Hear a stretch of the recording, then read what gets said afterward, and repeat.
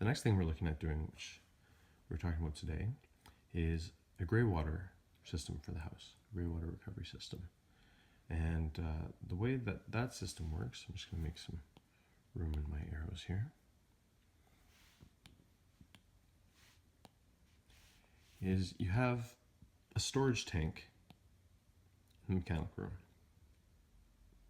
So I'm going to put gray water, GW. Storage tank is made of a really thick plastic, but it's not insulated, it's not fancy. It's just a storage tank. I mean, it's fancy, it has some components for filtering and pumping and monitoring and things like that.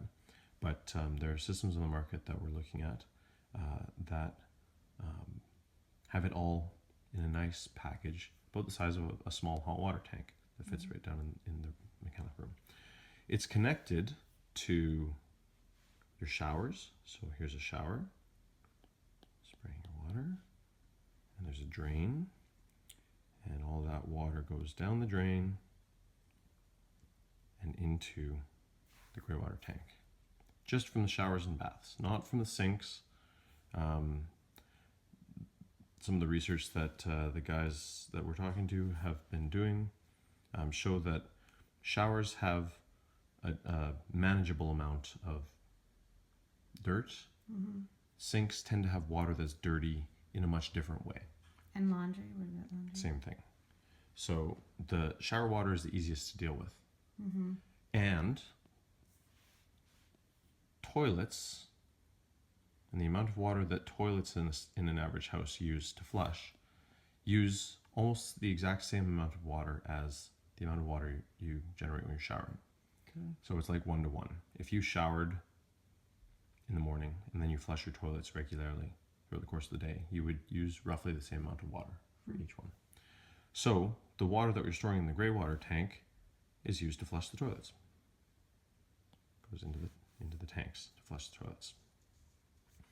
Now the reason this is interesting, number one, is because it saves water.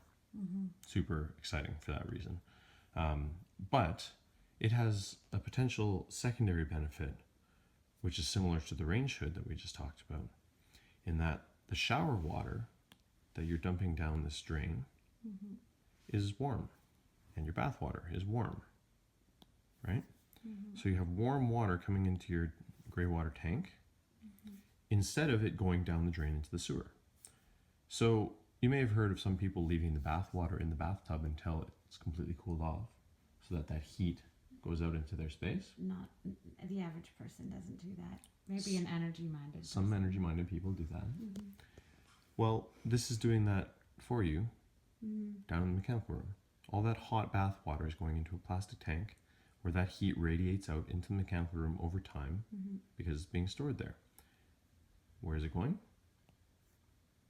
Back into your heat pump hot water tank through the air. It spits it out into the air, this picks it up, puts it back in the hot water.